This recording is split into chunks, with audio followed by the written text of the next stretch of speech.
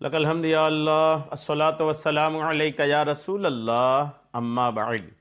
سلسلہ ہے تذکرہ اسلاف کا اس مبارک بابرکت پر از رحمت سلسلے میں ہم اپنے اسلاف کا، اپنے بزرگوں کا ذکر خیر، ان کے یوم ولادت اور عرس کی تاریخوں پر کرنے کی سعادتیں حاصل کرتے ہیں۔ آج جس عظیم الشان شخصیت کا ہم ذکر خیر کرنے جا رہے ہیں، خانقاہ مارہرہ کی عظیم الشان شخصیت ہیں سید العلماء بقیت الاصفیاء مہتاب مارہرہ حضرت علامہ مولانا سید شاہ آل رسول آل مصطفیٰ مارہروی رحمۃ اللہ تعالی علیہ۔ سید شاہ آل مصطفیٰ مارہروی رحمۃ اللہ تعالی علیہ کا آج ذکر خیر ہم کرنے کے لیے جا رہے ہیں۔ آج آپ کے ذکر خیر کرنے کا ہمارا جو سبب ہے وہ یہ ہے کہ 11 جمادی الثانی 1394 ہجری کو حضرت کا وصال ہوا تھا۔ 11 جمادی الثانی کو آپ کی بارگاہ میں خراج عقیدت پیش کرتے ہوئے یہ بیان ہم اپنے ناظرین تک، محبین تک، خانقاہ مارہرہ سے متوسلین لوگوں تک پہنچانے کی سعادتیں حاصل کر رہے ہیں، اس امید کے ساتھ کہ عظیم الشان شخصیت کا بیان ہے، ذکر خیر ہے، اول تا آخر سماعت کریں گے اور دوسروں تک اس کو شیئر کر کے ہمارے چینل سیرت چینل کا سپورٹ بھی آپ کریں گے۔ آئیے آپ کا ذکر خیر کرنے کی سعادتیں حاصل کرتے ہیں۔ ہمارا موضوع ہے سید العلماء کی چند تاریخی کارنامے، آپ کے جو تاریخی کارنامے ہیں جو آپ کے بعد بھی زمانہ یاد رکھ رہا ہے، ان کارناموں کو آپ تک ہم پہنچانے کی آج سعادتیں حاصل کریں گے۔ آپ توجہ کے ساتھ سنیں۔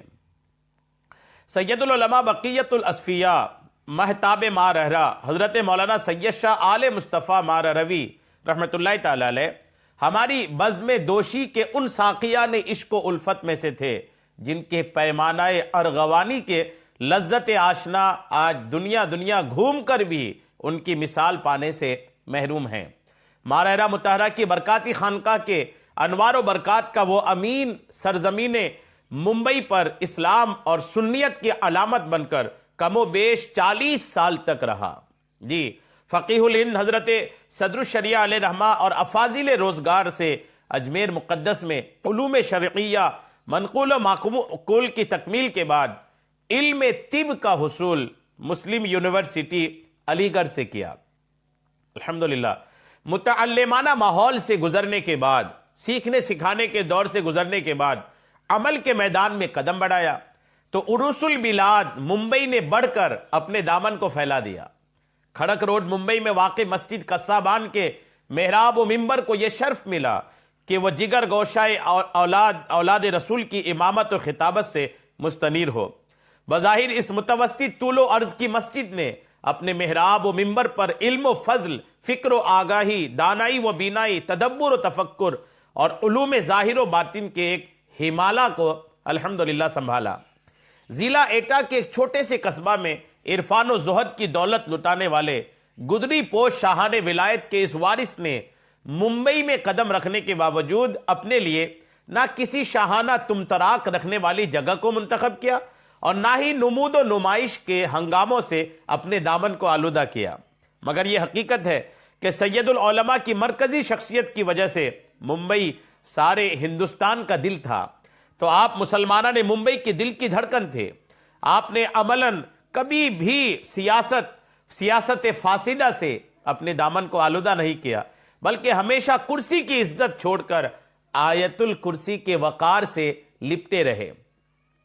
آل انڈیا سنی جمعیت العلماء اور سید العلماء یہ آپ کا ایک تاریخی کارنامہ ہے۔ چونکہ آج ہم آپ کے تاریخی کارناموں پر ہی گفتگو کر رہے ہیں، تو آپ کی تاریخی کارناموں میں ایک بہت بڑا کارنامہ ہے آل انڈیا سنی جمعیت العلماء۔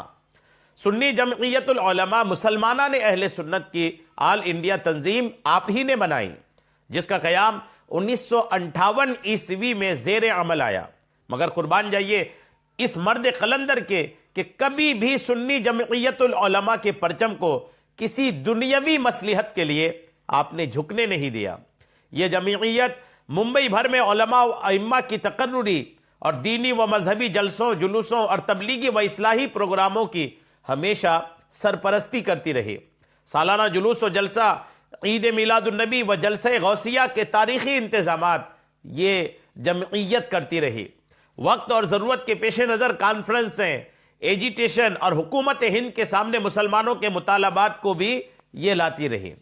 مگر کسی منزل پر بھی سنیت کی آن بان اور حقانیت کی شان و شوکت کا اہل وطن یا بد مذہبوں سے آپ نے سودا نہیں کیا۔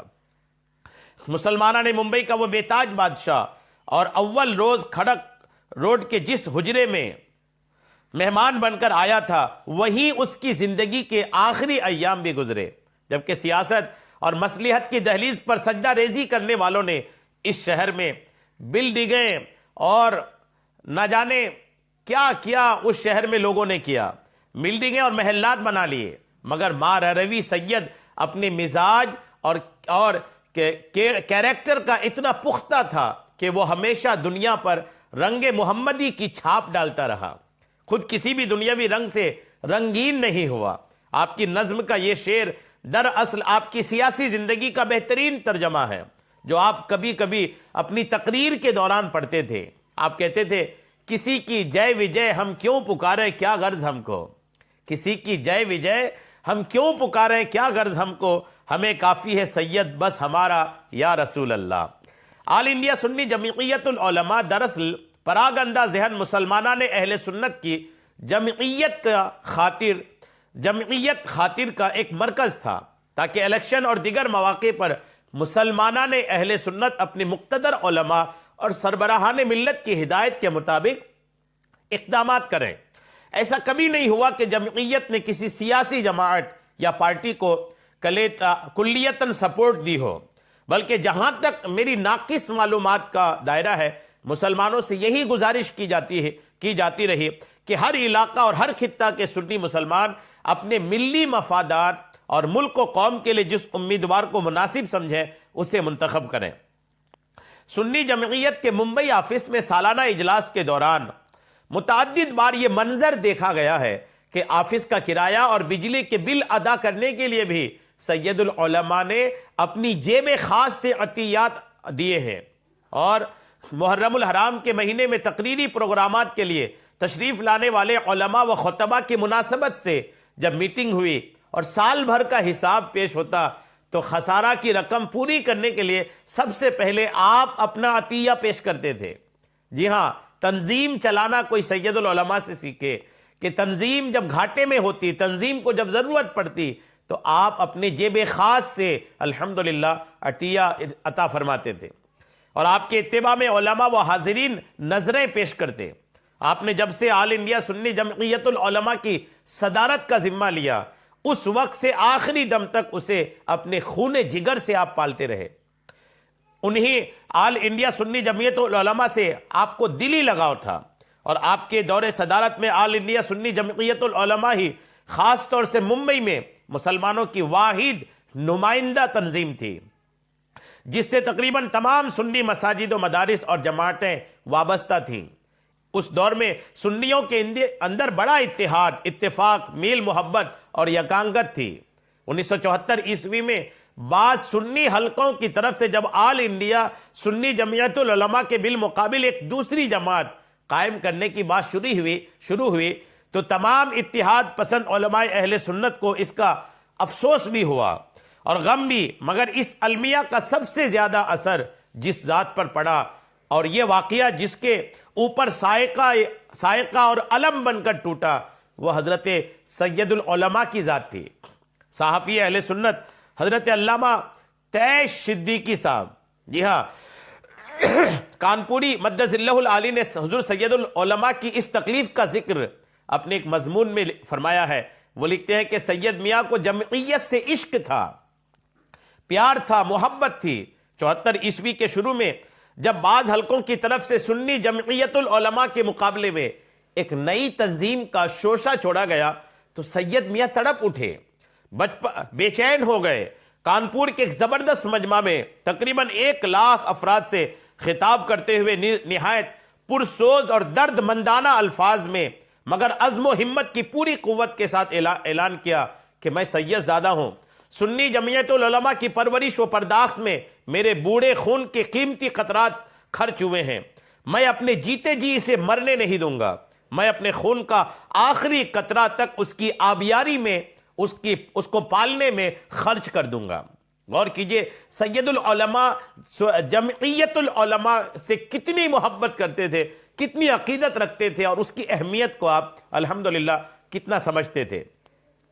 تقسیم ہند و پاک کے بعد اکابر اہل سنت خصوصاً حضور مفتی اعظم ہند، محدث اعظم ہند، برہان الملت، شیر بیشائی سنت، محبوب ملت، مجاہد ملت، حافظ ملت، امین شریعت، محسن ملت، پاسبان ملت وغیرہم علیہ رحمان متفقہ طور پر جس جمعیت کی داغ بیل ڈال کر اس کا پاسبان سید العلماء کو بنایا تھا، سید العلماء نے اس کی پاسبانی کا حق ادا کر دیا۔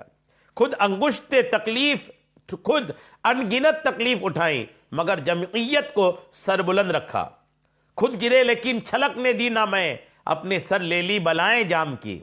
آل انڈیا سنی جمعیت العلماء ہندوستان بھر کے اہل سنت کی ہر دل عزیز تنظیم تھی، شہروں شہروں اس کی شاخیں قائم ہوئی، مگر چونکہ ہماری قوم میں تعاون نہیں اس لیے اسے جو استحکام ملنا چاہیے تھا وہ نہ مل سکا۔ جمعیت کے نام سے ملک کے اندر متعدد اہم تاریخی اجلاس بھی ہوئے، کانفرنسیں منعقد ہوئیں۔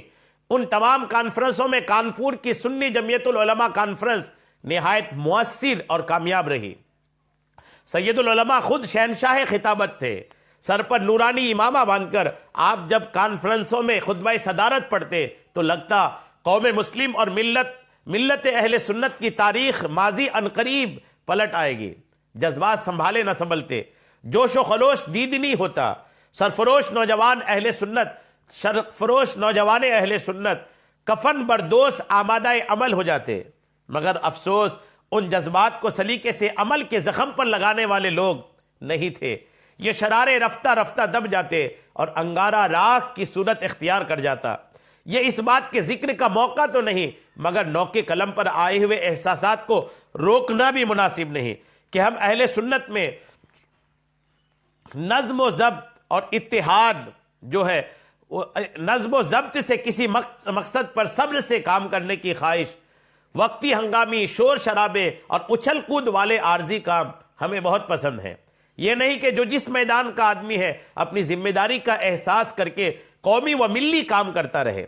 ہر شخص بجائے خود انجمن بننے کے خواب ضرور دیکھنے لگتا ہے، حالانکہ ایک چراغ رہ کر بن کر رہنا بھی کوئی معمولی بات نہیں، ایک چراغ راہ بن کر رہنا بھی کوئی معمولی بات نہیں، مگر افسوس اپنا یہ غم بھلا کون کسے کہے۔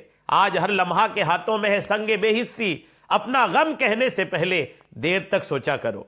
وہ سید الخطبہ بھی تھے، جی حضرت سید العلماء سید الخطبہ اور امام المقررین بھی تھے۔ ان کے خطبوں اور تقریروں کے آہنگ پر ایک زمانہ میں شہر ممبئی کی فضائیں بدلا کرتی تھیں۔ وہ سید برکاتیت جب حق کی للکار کے لیے گرجتا تھا تو سیاست کے ایوان میں زلزلہ آ جاتا تھا۔ سید العلماء کے عہد تک شہر ممبئی سنیوں کا شہر تھا، شہر کہا جاتا تھا۔ دیوبندی، تبلیغی، وہابی اور نجدی بھیگی بلیوں کی طرح دم دبائے رہتے تھے۔ جہاں کہیں کسی نے جرأت و بے باکی دکھائی، سید العلماء اور ان کے سپاہی اس پر جھپٹ پڑتے تھے۔ سرزمین عروس البلاد ممبئی کے ایک دو نہیں سینکڑوں اجلاس عام، کانفرنسیں اور اجتماعات ان کی جرأت و بے باکی، ہمت مردانہ اور بے داغ کردار و عمل، ایکا کے حق اور ابطال باطل کی کھلی دلیل ہیں۔ وہ جس اسٹیج اور جس اجتماع میں ہوتے، نسبت رسول اور نسبت گیلانی کی عظمت سے مجمع ہزاروں کا ہوتا یا لاکھوں کا، وہ ستاروں میں چاند بن کر کے چمکتے تھے۔ گوری گوری رنگت پر شاندار ریش مبارک، سر پر سجا ہوا برکاتی نورانی امامہ، پیشانی سے چمکتا ہوا نور سیادت دیکھنے والوں کو مسخر کر دیتا۔ آواز میں وہ گھن گرج کہ دوران تقریر جوش میں آئے تو محسوس ہو کہ اعدائے دین پر ایک وقت سینکڑوں توپوں کے دہانے کھول دیے ہیں۔ زبان و بیان میں ادب اور لطافت لسانی کی ایسی مٹھاس کہ جیسے کانوں میں شہد گھلے۔ دلائل سے بھرپور، جذبات سے آلودہ ایک ایک جملہ سامعین کو بے خود اور متوالا بنا دیتا۔ شہید اعظم کانفرنس ممبئی کے متعدد ایسے اجتماعات ہیں جب وسیع عریض اسٹیج جلیل الشان علماء، مقررین، مفتیان اعظام اور صلحاء ملت سے بھرا ہوا ہے، اور عین درمیان میں دو سنہری کرسیاں لگی ہوئی ہیں جن میں ایک پر سید العلماء اور دوسری پر حافظ ملت شمع انجمن بنے تشریف فرما ہے۔ اس طرح کے جلسے الحمدللہ بہت ہی ہوا کرتے تھے۔ ایسے ہی ایک باوقار اجلاس کے موقع پر قریب کی کسی بلڈنگ میں مقیم کسی شیدائی کو اپنی عقیدت، ایک جلسے کی ایک یہ رودات دیکھیے، عقیدت کے جذبات پر قابو نہ رہا جو ایک بازو کی بلڈنگ سے سن رہے تھے، اور اس نے ایک تصویر بنانے کے لیے کیمرہ استعمال کیا. کیمرے کا فلش ایک لمحہ کے لیے ابھرا اور گم ہو گیا. سید العلماء قبلہ اور حافظ ملت کو لوگوں نے اس بات کی خبر دی. کسی کو معلوم نہیں کہ فوٹو کس نے کھینچا اور کیمرہ کہاں سے استعمال کیا گیا، مگر گویا پوری کانفرنس کا سکون درہم برہم ہو گیا.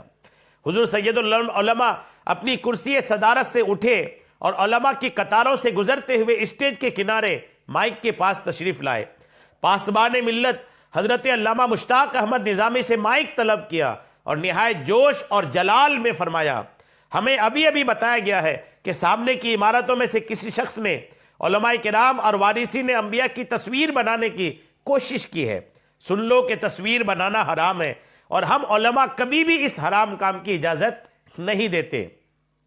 جس نے بھی یہ کام کیا ہے وہ مجرم ہے. خبردار، ہم تمام علماء اس گستاخ شخص کی اس نازیبہ حرکت سے بری ہیں اور ناخوش ہیں، اور میں خود جمعیت العلماء کا صدر ہونے کی حیثیت سے اس کے اس عمل کی مذمت کرتا ہوں. آئندہ کوئی بھی اس قسم کی جسارت نہ کرے. غور کیجئے تقوی اور پرہیزگاری کس درجے کی تھی. حضور سید العلماء کی 11 جمادی الثانی آپ کے عرس کی تاریخ ہے. اللہ کریم حضرت کے مزار پاک پر خوب رحمتیں، خوب برکتیں نازل فرمائے. آمین بجاہ النبی الامین صلی اللہ تعالی علیہ وسلم.